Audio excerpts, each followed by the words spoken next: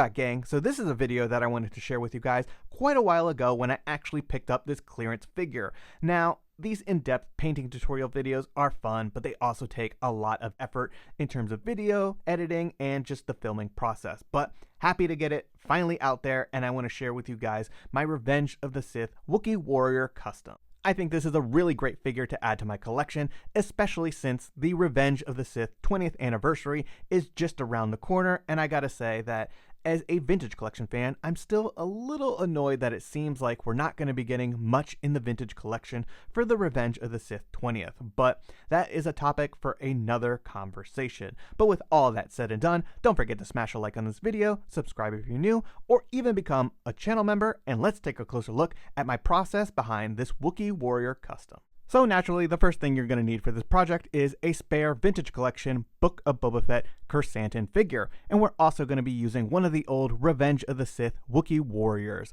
mostly for the accessories, because this is a highly outdated figure, the articulation was never that great, and mostly what we need here are the accessories that we're going to put on the new Kashyyyk figure, which is fully articulated and up to today's modern standards. So we're going to have to remove the bandolier from Kashyyyk, which I opted to just use a blade to loosen the glue there, so you can slip this right off. But if you really wanted to, you could put this figure into hot water, boil it up, and then, remove the arms, and then the bandolier should be able to just come right off.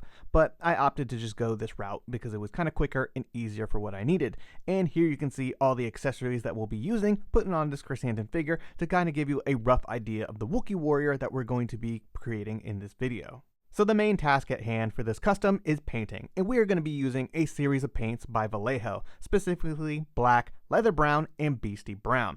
There's no real formula here. I kind of just, mixed up a bunch of colors to where I thought it looked representative of a Wookiee Warrior. So essentially, I took some of the brown, put it down, and then started adding a little bit of black here and there just to get it to the right mixture.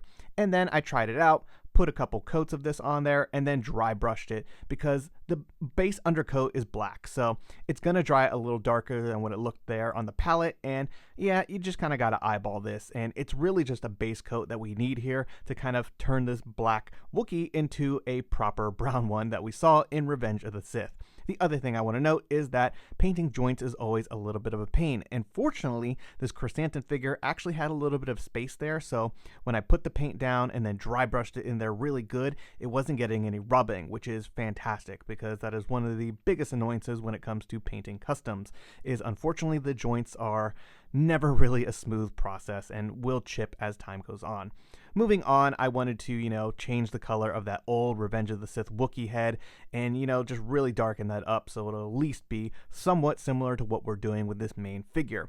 I didn't really want to tackle the face and have to go back in and touch those details, so I kind of, blended everything around it to then come back to it and hopefully, have a little bit of a lighter face there. But moving on, I went on to the hands and all the other different limbs and accessories, just add a little bit of paint there, dry brush it on, and just keep moving on with this project.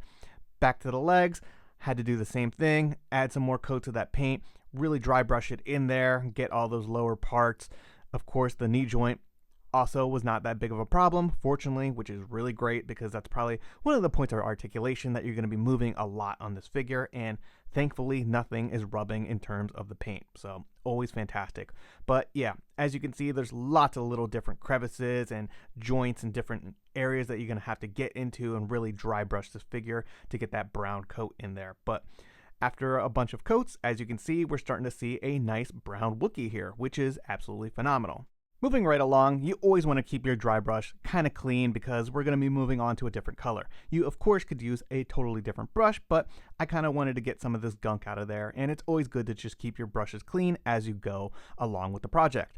The next thing we're going to do is add some highlights to this Wookiee's fur, and to do that, we're going to use a little bit of leather brown mixed with the beastie brown, just to give it, a little bit of a lighter color, but of course it's still going to also have to be a little dark. You don't want it to be too light and give him like a blonde appearance. So I kind of mixed this as carefully as I could. Again, I didn't really have a formula here. I just kind of mixed it until I thought it was kind of a nice dirty brown color that I could then put on him with a light dry brushing. You don't want to go too crazy here. We're just kind of accenting this Wookiee to bring out all that nice detail in the sculpt and all the fur. Using the light brown color, continue your way down the Wookiee, highlighting all the different parts of his lower body. You're going to want to hit the legs, knees, and ankles and really help accent all that great detail, as well as the hand accessories. Now that we have that done, you can see that I wasn't really exactly happy with the paint job on the Revenge of the Sith Wookiee head, so we needed to make that much darker for a cohesive look of what we got going on. So I mixed up a color and pretty much added it to this Wookiee and started dry brushing it in to kind of blend everything together.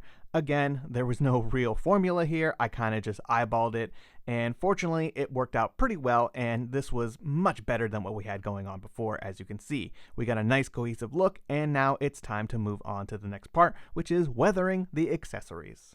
And to do so, we're going to use an Umber Wash by Vallejo, which is essentially just a black wash. I didn't want to go too crazy here and add any rust or anything like that, just to, keep it simple. So pretty much take a black wash and then use a paper towel to kind of brush it away. You can of course use a dry brushing method as well, and you just want to add a little bit of dirt and grime to this, just so it doesn't look like, very clean plastic. So add this to all the accessories and just damp it away with a clean paper towel. You can also do this to the blaster, which I opted to do, just so, again, it has a little bit more of a worn-in look.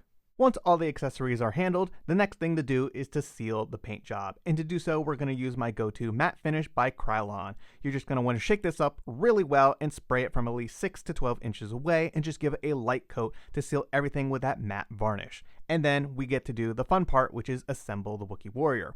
I did opt to use a little bit of tack on the helmet just so it actually stays on his head. I found that it was not a fun accessory, kind of falls off. So you can do that if you choose to do so.